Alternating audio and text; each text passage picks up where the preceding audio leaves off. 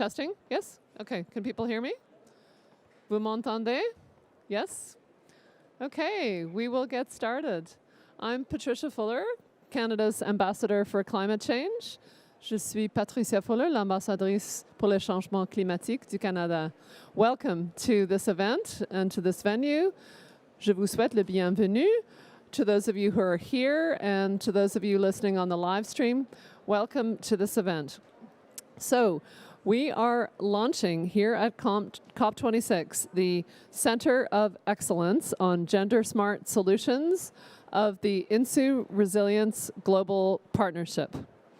This is a great achievement of a year of hard work by the InsuResilience Global Partnership and members of the Gender Working Group to commission studies and bring together research, guidelines, opportunities, and our community working at the intersection of gender and climate and disaster risk finance and insurance.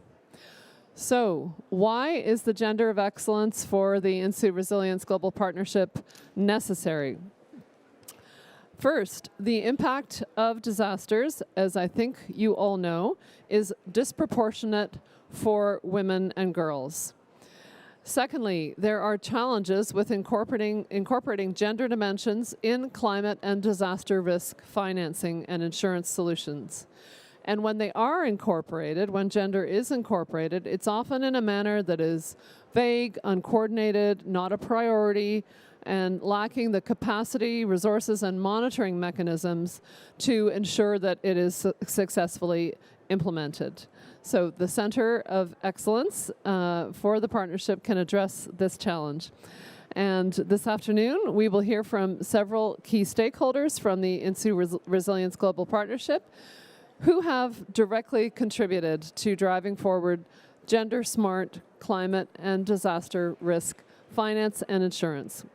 So I'm going to introduce the panelists. I'll introduce them now, and then they will come up one by one. So first up will be Nora Buhadada of the UN Climate Champions team. She will be followed by Ms. Tuga Alaskari, who is an advisor at the InsuResilience Global Partnership and the lead on the Centre of Excellence. She'll provide you with background on InsuResilience. And she will be followed by Ms. Chikondi Chavuta of the Advocacy and Partnerships Coordinator of Southern Africa for CARE International. And she is my fellow co-chair of the Gender Working Group, and she'll provide insights on the objectives of the working group and the 4 pillars of the Centre of Excellence, and she'll highlight CARE's extraordinary activities on gender in this space. Then we will have Ms. Vasita Wijanayaka, and I'm sorry if I'm mangling the names, I apologize. She is Executive Director of the Slycan Trust, and she'll share her experiences in working in a nonprofit think tank based in Sri Lanka. And then we will have Mr. Gurno Laganda of the World Food Program and member of the working group, who will share examples of stories of impact. And then following these remarks, there will be time for a moderated discussion where you and the audience will be able to pose questions to the speakers. And so I'll invite you to start to think of your questions as we move along, and also to share your thoughts on gender and climate and disaster risk finance and insurance. So with that, I will invite Nora Buhadada of the UN Climate Champions to give your remarks. Go ahead, Nora.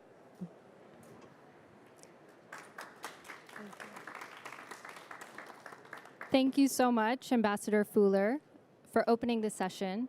I'm honored and privileged to be here, and I want to thank Tuga and the brilliant InsuResilience team for their warm invitation.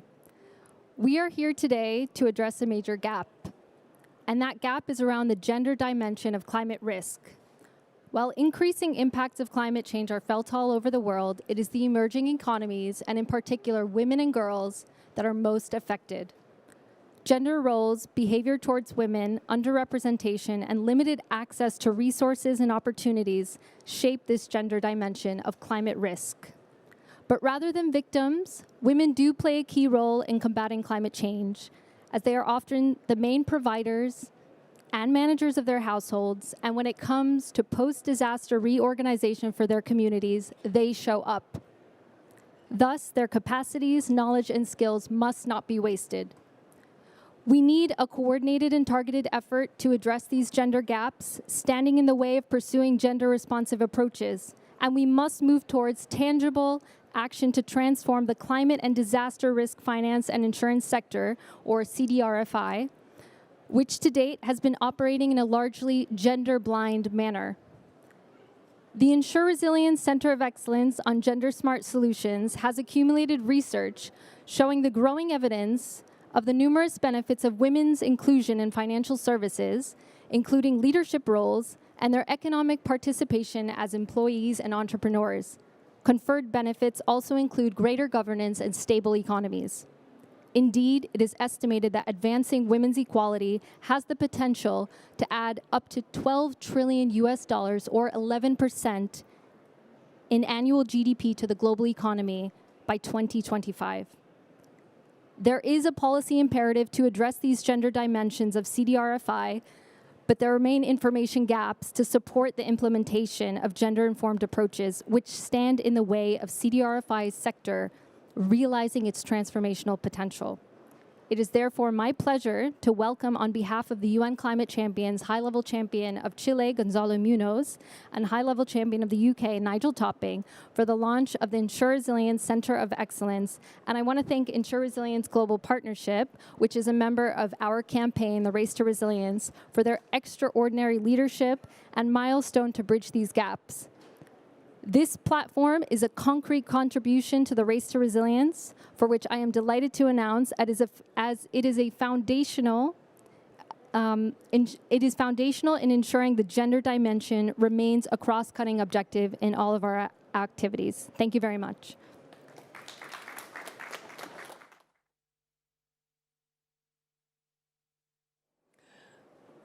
Thank you, Nora. That got us off to a really great start in telling us why we are here today. So we will now hear from Tuga Alaskari. So Tuga, please, the floor is yours. Thank you very much, Ambassador Fuller. Thank you very much, Ambassador Fuller. Thank you all for coming here today. I'll just keep this very brief. I see many friends of the InsuResilience in this room, but we thought to start off with, it would be really good to just have a little overview of what the InsuResilience is and where this gender agenda comes in. So the InsuResilience Global Partnership is a partnership with over 100 members from governments, development partners, private sector, academia, and civil society organizations. This grand coalition is driven by a common vision to scale up disaster risk finance and insurance to benefit those most affected. One of the key objectives, a cross-cutting objective that has been identified in our Vision 2025 is gender mainstreaming. To realize that and to turn this into action, today we're here to learn more about the Centre of Excellence and to launch it. This is backed by the InsuResilience Global Partnership's highest level governing body. We call it the High-Level Consultative Group, which Ambassador Fuller is a member of. The InsuResilience High-Level Consultative Group has endorsed a declaration on gender, which gives us a framework that actually articulates what gender mainstreaming means across our work and our programs. To support that, we're here to launch the Centre of Excellence, which will help us fill the knowledge gaps and transform this ambition into action. So welcome everybody, and thank you very much.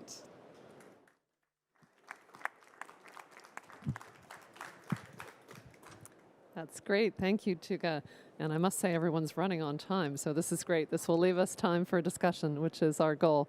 So we will now hear from Ms. Chikondi Chabuta, who is Advocacy and Partnership Coordinator for Southern Africa CARE International. Go ahead, Chikondi.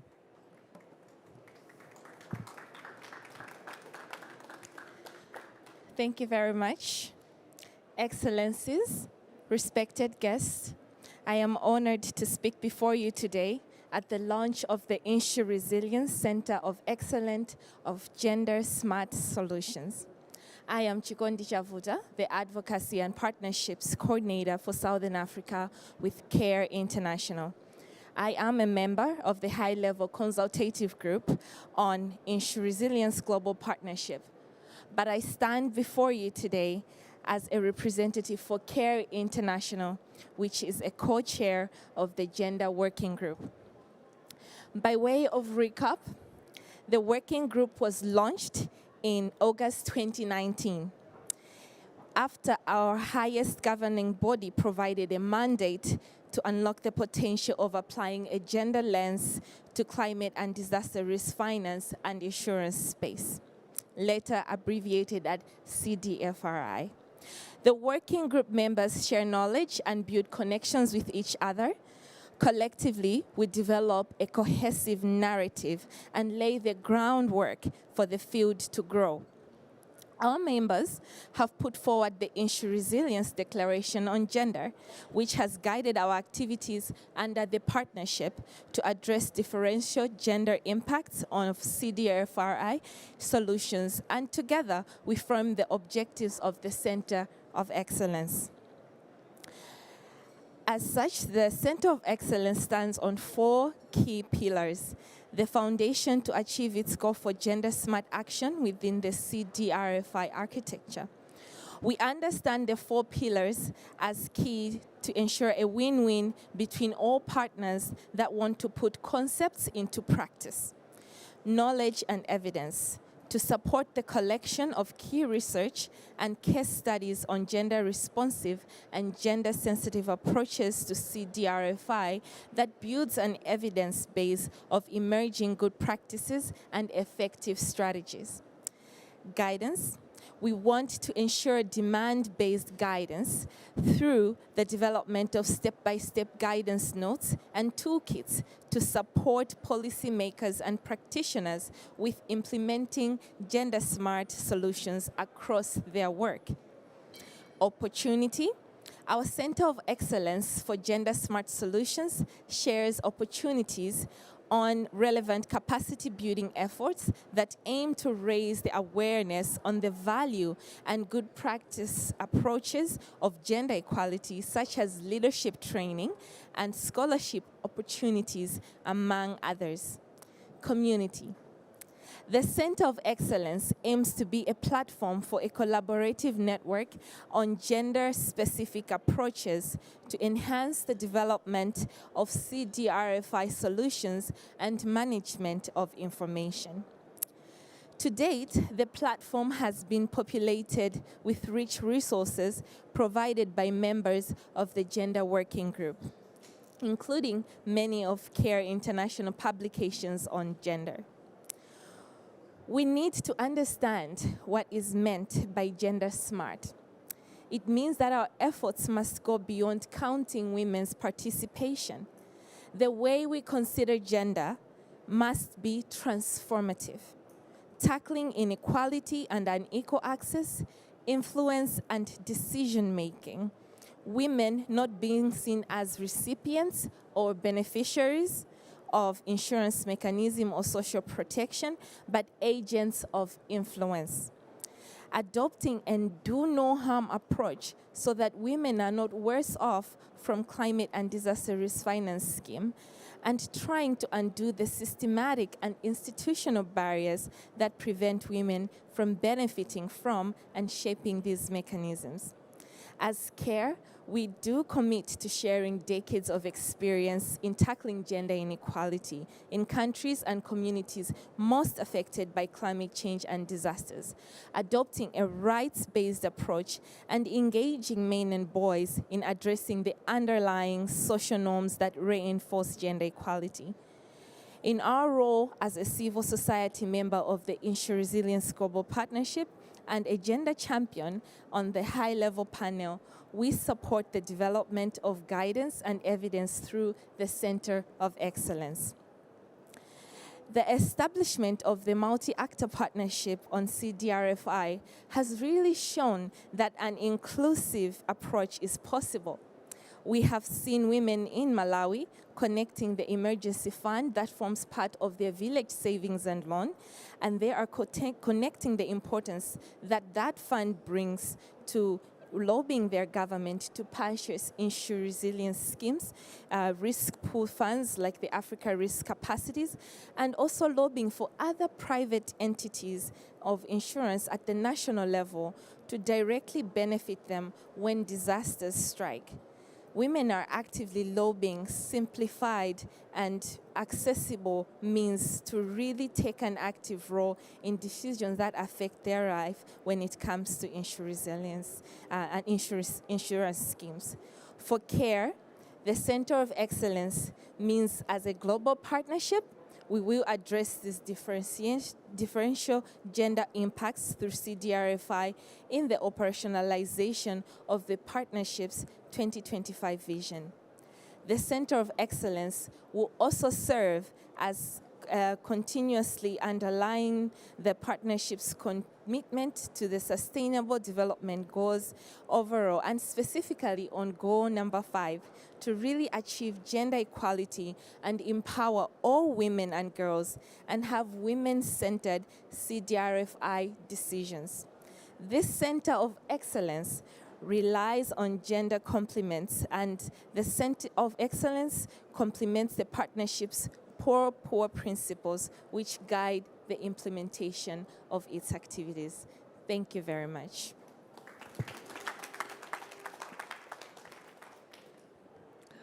Thank you, Chikondi, and thank you for your great work as co-chair of the Gender Working Group of the InsuResilience Global Partnership.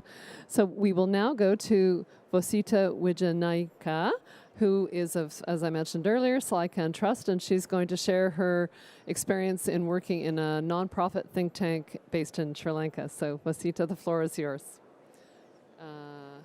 What happened to our microphone? Okay, thank you. I hope you can hear me. The mic is working. Yeah, okay. So good afternoon, everyone.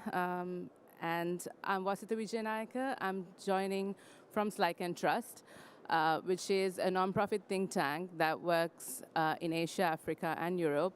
And we're based in Sri Lanka, and most of our work focuses on policy interventions, research, and also feeding in evidence from the ground to policy that's happening in different national level interventions as well as regional and international processes.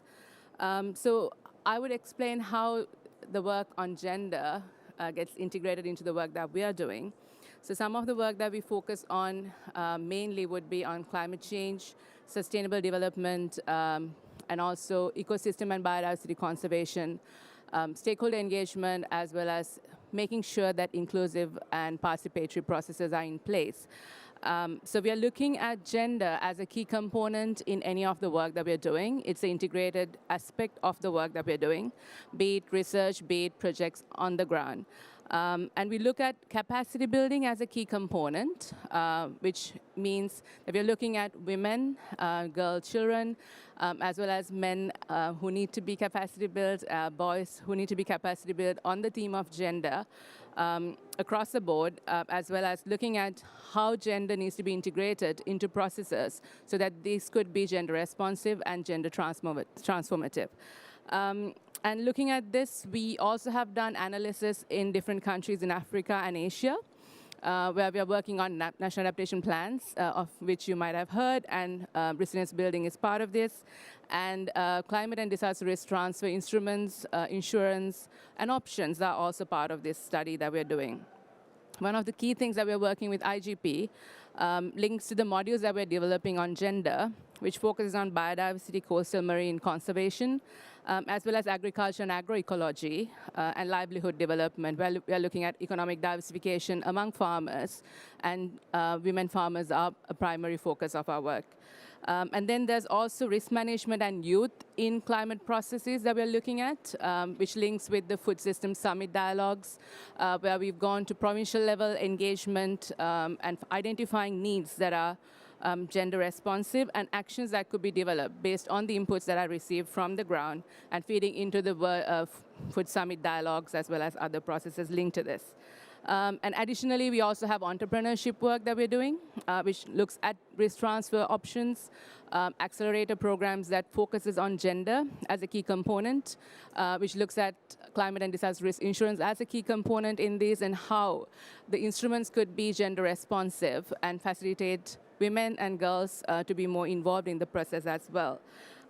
So I look forward to working with the Center of Excellence and also sharing these products that we're developing to have more processes that are inclusive and participatory that could be at national as well as regional and international.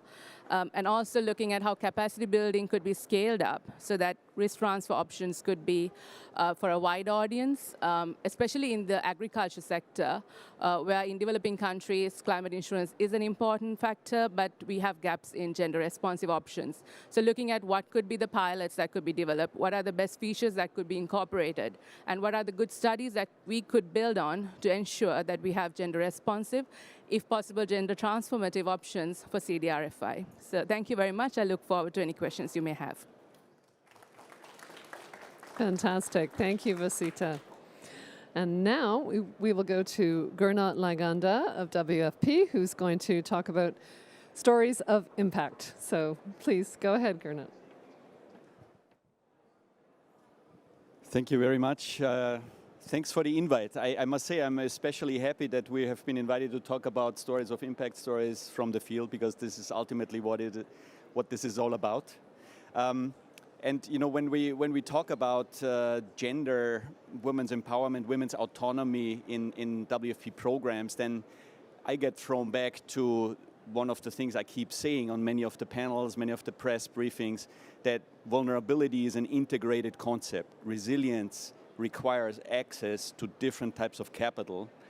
And if you have differential vulnerability of different groups, and in our case, women more vulnerable to certain hazards in certain locations, then you need to work on all these capitals together, right? So it is not enough, for example, to only plant trees. You need to combine natural protection with financial protection, access to information, access to decision making.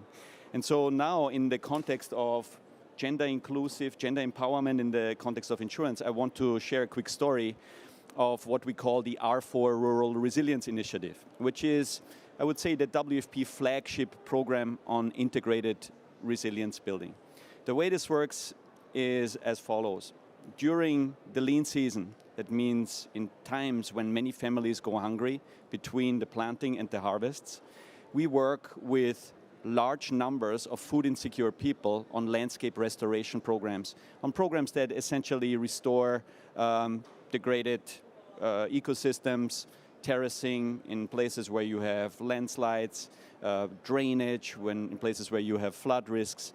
And we make a purposeful effort to engage women and provide access to decision making through this process. So there is a participatory process that makes a special effort to mobilize women and basically ask women, what do you think is the most important investment now in the natural landscape?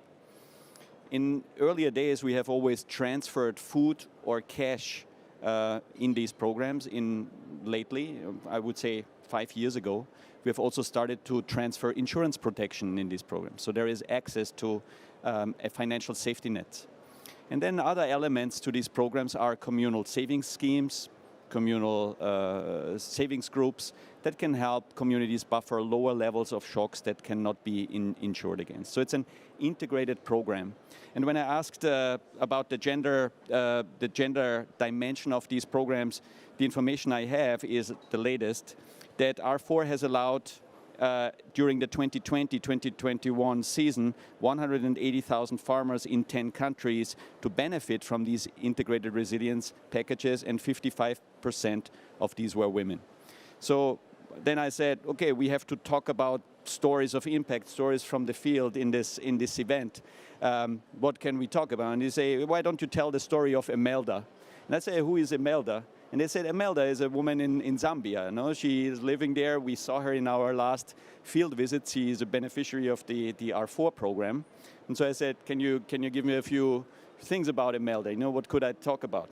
So here is what I received. And I think it's a really great story, and I want to share it with you. So Imelda is among the 1 million farmers in Zambia that are supported by the National Farmer Input Support Program. She is a farmer, a single mother from Monzi district, and she is basically one of the partners in the R4 initiative.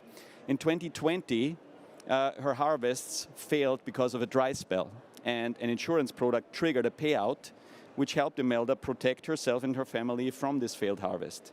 And additionally, her participation in women's savings groups has enabled her to save enough to raise her 6 children on her own while also paying for their education.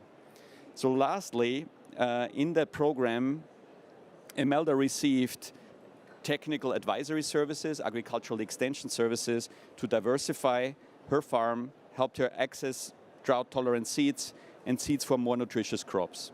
She undertook trainings on post-harvest losses to store her grains, ensure the quality of her pulses, and over the course of only 2 years, she has managed to turn her life around and is now well known as a successful and proud businesswoman in her community, inspiring other women to follow a similar path.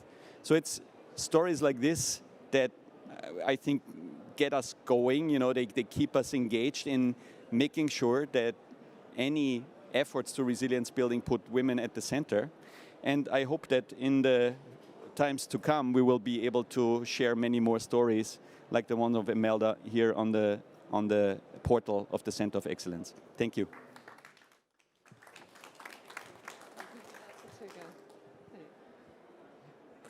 Thank you, Gernot. And so we have one more speaker before we're going to move to moderated discussion, who I'm very pleased has joined us. It's Ms. Eva Kavuma, who is the Chief Operations Officer at African Risk Capacity. And she's going to shed light on their activities in applying a gender lens through an African regional platform on gender and disaster risk management. So, Eva, please, the floor is yours.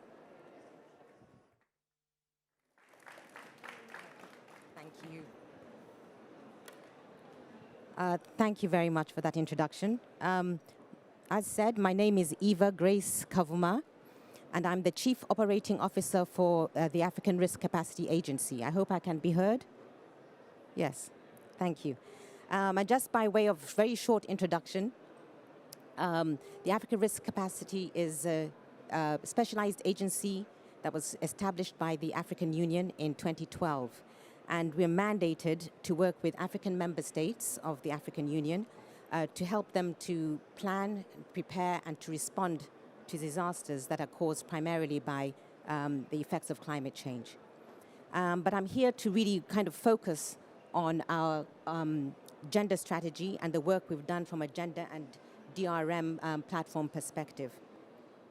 So as it's been said by many, due to the pre-existing gender inequalities, there must be a deliberate drive to ensure that gender equality and inclusivity is present in order for a very holistic solution.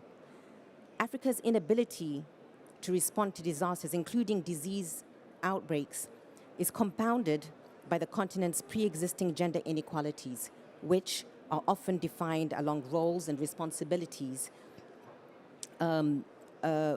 assigned to men and women at home and within the societies. This results in different identities, social responsibilities, attitudes, as well as expectations, and gender inequalities is also concretely manifested in traditional socioeconomic and political spheres as discriminatory traditional and social norms and power relations, lack of access to and control over resources, services, as well as technology, poor participation in decision-making and leadership, low literacy and education, and the list goes on and on. As a result, women's needs are often not understood or very poorly addressed at best, with the marginalization of women cutting across all sectors of socioeconomic development, including differences in vulnerabilities to disasters and capacities to reduce risk and inclusion in decision-making and resilience-building processes. So unfortunately, these inequalities amplify the impact on disasters on women and girls and deepen existing vulnerabilities. Now, just to focus a little bit on the ARC strategy to address some of these the issues that I've just pointed out and have been pointed out by others. In line with its gender strategy adopted in 2019, the African Risk Capacity has committed to putting gender equality and women's empowerment at the heart of its strategy and recognizes the strong relationship between gender equality and disaster risk management towards the attainment of the SDGs as well as the Agenda 2063. ARC is consciously ensuring that gender issues are taken into consideration throughout a systematic approach of DRM through the gender mainstreaming approach. And in adopting this approach, ARC is working towards addressing gender inequality issues in terms of its internal policies, programs, and procedures, as well as striving to attain the goals of transforming DRM approaches within its member states as a whole. ARC's commitment to inclusion of gender in its operations and programs is geared towards transforming DRM approaches to ensure gender equality for vulnerable men and women, thereby in conscientiously implementing its 5-year action plan enshrined in its gender strategy. ARC expects to obtain 3 following outcomes. 1, ensuring innovative knowledge on DRM is developed and managed through the establishment of a think tank on gender and DRM, which includes sharing of best practices, lessons learned, and conducting research and studies and publications of relevant documents. Number 2, promoting enhanced gender and DRM mainstream capacity of member states through gender analysis, development of training modules, tools, guidelines, and training of trainers. And lastly, creating an enabling environment for gender transformative policy for DRM and financing attained through advocacy, sensitization, capacity building, etc.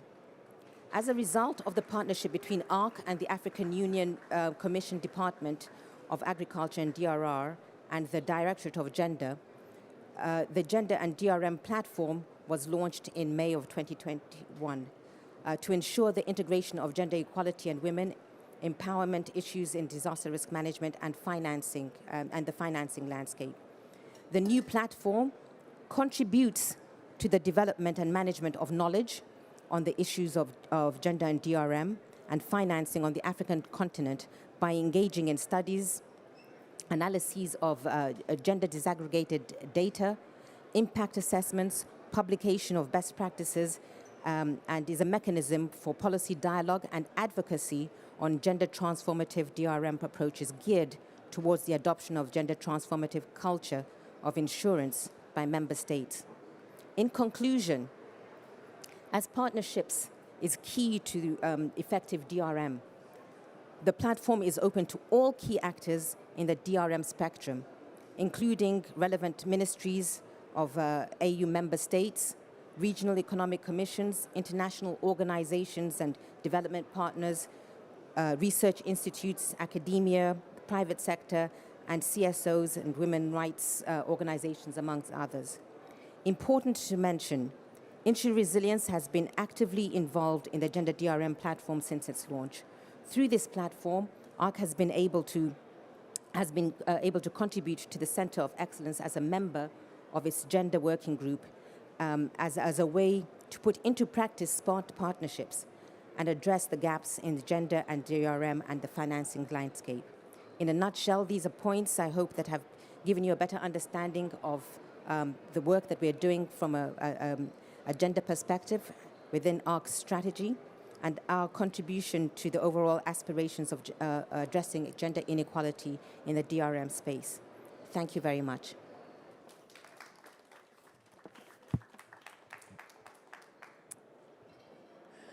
Thank you very much, Eva. That was great. So we are going to move to discussion, and I have some questions for the audience, and then you can hopefully, if we move quickly enough, allow you to pose some questions to the panelists. But just before we do that, I wanted just to note that the Centre of Excellence is really a partnership that the Government of Canada has worked very closely with the German Federal Ministry of Economic Cooperation and Development. So Canada committed 1.6 million Canadian dollars to the Centre of Excellence for the advancements of its activity, and this complements the existing efforts that have been provided by BMZ and will allow those existing efforts to be scaled up. And I do just want to give you two quick examples of the sorts of things that we're scaling up. And one is a leadership and diversity program for regulators that's for senior officials from the insurance regulatory agencies in developing economies. And the goal is really to ensure that women are central to regulators' financial inclusion strategies. And this builds on the belief that organizations that prioritize building leadership capacity and gender diversity are obviously going to be better prepared to unlock financial and social gains for underserved women. And another example is a study that will unpack barriers on inclusive climate and disaster risk finance that will provide recommendations, and this is being done with the Mahila Housing Trust. There is also an expert directory that's being established for linking policymakers and practitioners with experts in gender and CDRFI. So those are all things that, for those of you interested in this field, you'll definitely want to connect to and find out more about. So I'm now going to go to the audience with a couple of questions. So I'm going to start off with asking you, what actions are you undertaking to address gender gaps within your work? So I think I will look around the audience, and I think on this one, I think maybe Ingrid Hoven would like to take a crack at that. And Ingrid is a member of the management board of GIZ. And you can do it from there, Ingrid. Yeah, thank you, Patricia. And let me first actually appreciate the efforts that you personally put into this this new project, and of course also to all other members of the high-level group of the Insurance Resilience Partnership. I think this is an excellent idea, and it will bring actually more gender action, not only to the climate risk and insurance schemes, but also I think will sensitize also the overall climate community on the necessity to put on a gender lens when it comes to concrete climate action. So GIZ is an implementing agency owned by the German government, so we work on behalf of the German government, but gender issues are at large, are a very key value for all the work that GIZ is implementing with respect to programs, analytical work that we are conducting. The work is based on a gender strategy that we elaborated and finalized in 2018. And this is more or less the orientation that all people, all staff members within GIZ have to pick up. So more specifically, in the climate world, of course, what I would like to perhaps depart from what you have said in your introductory remarks, Patricia, is that actually that women and girls are much more hit by the impact of climate than other groups of the society, and this is well known and proven by scientific work. What is still lacking is a recognition that actually women are knowledge holders, they are good decision makers, and have very important stakeholder groups when it comes to the operationalization of climate ambition on the ground. This has also been laid out in the NDCs. The first round of NDCs, some of them have taken gender issues on board, but not really all of them. and it has actually be at the very generic level. Only a few NDCs really lay out specific gender-related activities. So GIZ, as an implementing agency, has, especially through the NDC partnership, where we are an institutional member of, tried to insert, where we are advising governments on NDCs, to insert the gender lens, to make sure that gender-related issues are not being forgotten. So one example is, for instance, the NDC work in Burkina Faso, where the government wanted to spell out a very concrete investment plan. And what was missing was actually, again, the issue of what does it take to really deal with the needs, specific needs of women. So this was one specific deliverable that GIZ actually promoted.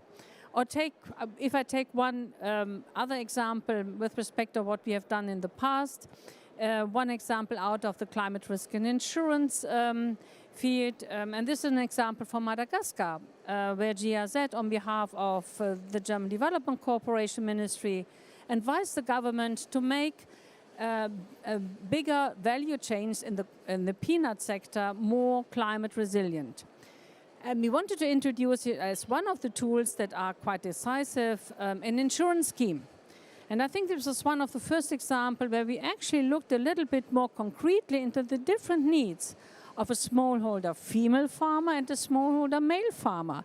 And it turned out that products that women want to insure are a bit different from the ones that men can actually insure or would insure, and that also the paying capacity of women is different.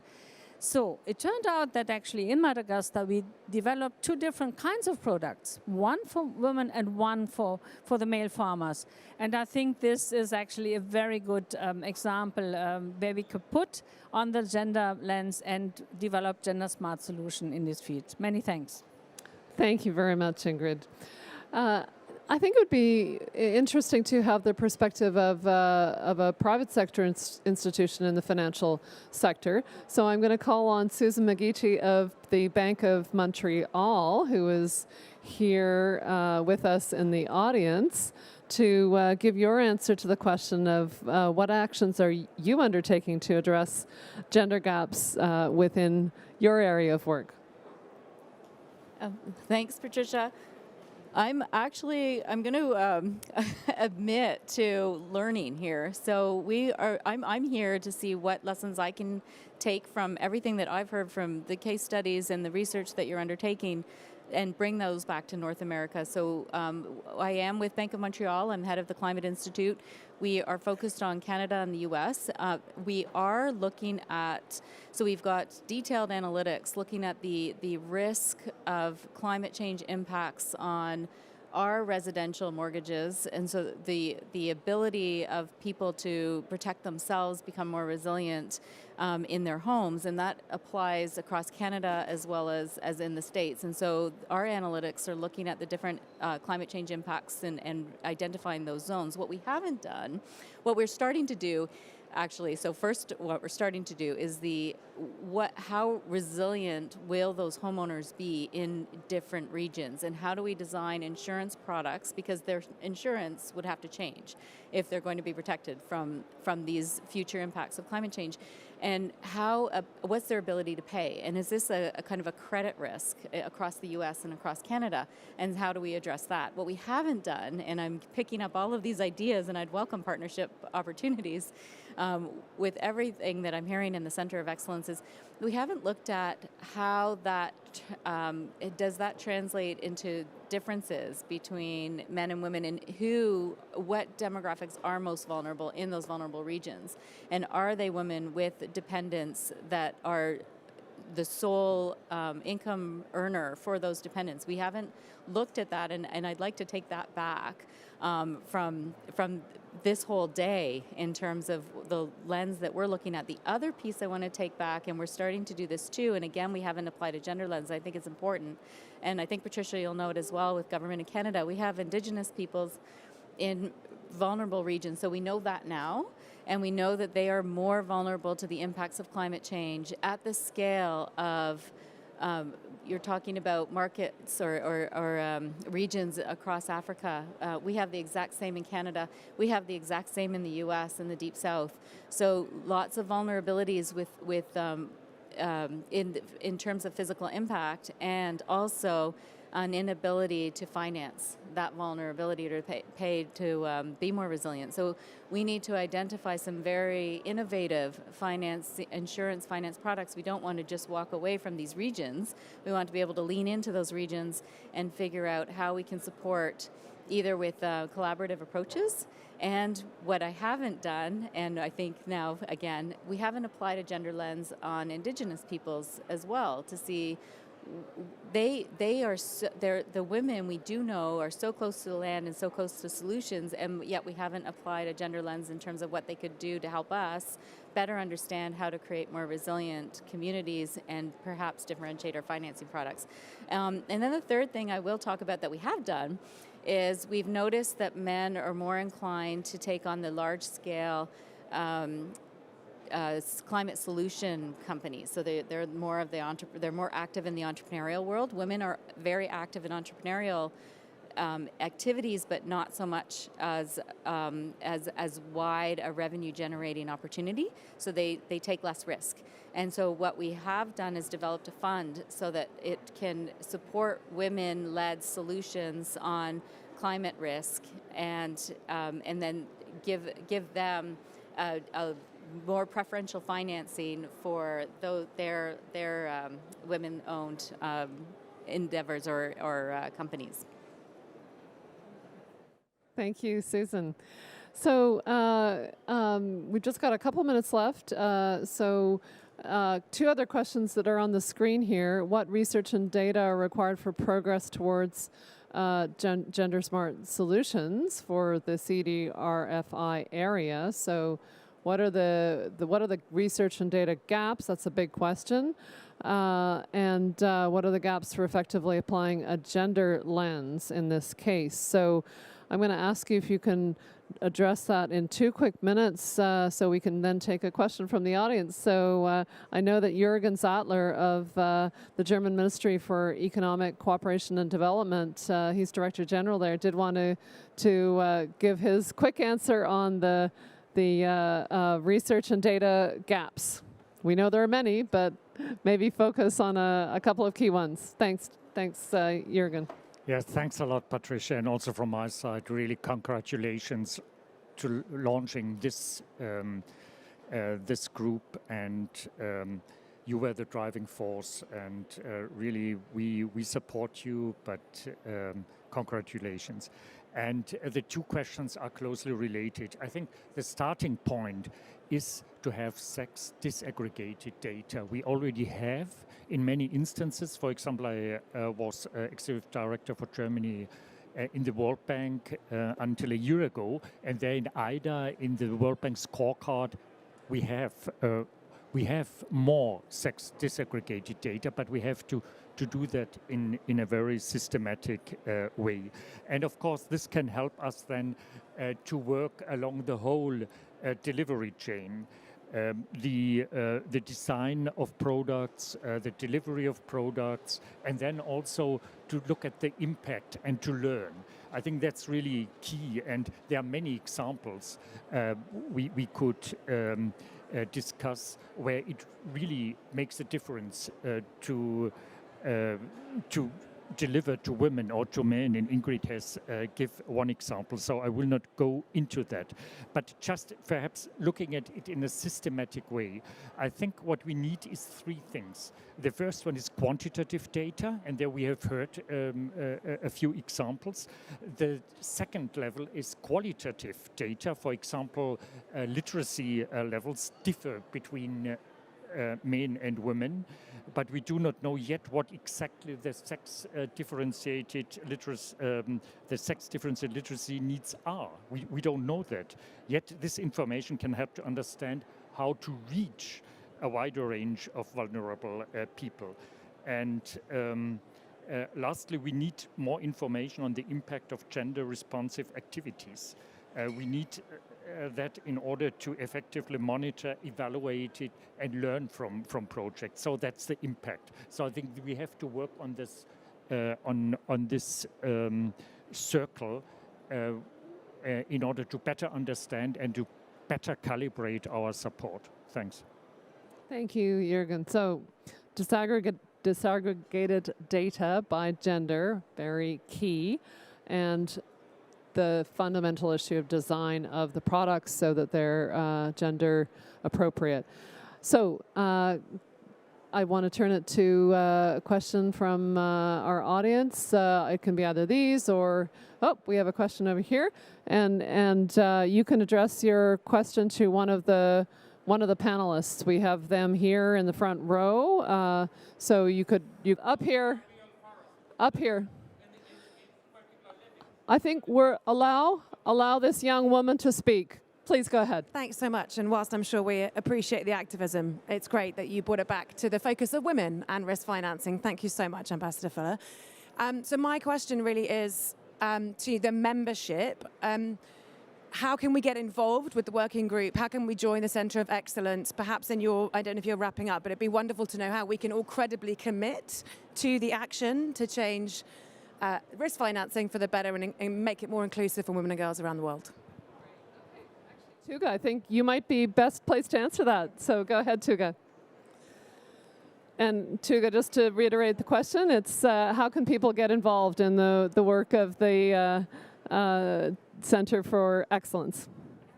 Thank you so much, and thank you for that question and for everyone here today. You know, we're not here as InsuResilience Secretariat by any means. This would not have been possible, and the Centre of Excellence would have nothing on it if it wasn't for many people in this room, many people that are watching us on video now. I would really love a couple of things if I have some asks. Number one, let us know where the gaps are. Do you wake up and think, these are the gaps, and I wish I understood, I could fill the knowledge gap related to this? Or, you know, I read this recommendation, for example, this very good example of the need for gender disaggregated data. How do I actually do that in my context, in my project? If that is the need, we would love to take that forward, either with you or we'll commission it with another partner to try and provide guidance notes that really take us towards that action. If you have any resources that you think others would benefit from, please share them with us. If you have a story to tell, we heard fantastic stories, and I think that's a really good way to convey what's happening on the ground. Do contact us and let us know. We are looking for partners, we are looking, and actually, I will actually very candidly say, hold us accountable. So we've launched the Centre of Excellence. I hope that in a year you feel that this really is driving your work towards greater gender sensitive, responsive, and transformative approaches. So please contact us. We actually have on our Centre of Excellence website, there are ways of reaching us. We want to have a conversation to begin with. We're learning. You as practitioners on the ground, you as policymakers, what are your needs? What is the barrier that is preventing you from taking this forward? So thank you. Super. Thank you very much. That's a great note to end on, how you can get involved. Thank you very much for attending this session. Your presence here is greatly appreciated. And thank you, Tuga, for all of your effort in arranging this session and the partnership with Canada. And thank you to each and every one of our great panelists who brought such a high value to this discussion. Really appreciate your contribution today. And thank you, of course, to Germany for being a great partner with us in the InsuResilience Global Partnership. Have a great afternoon, great evening. Bye-bye.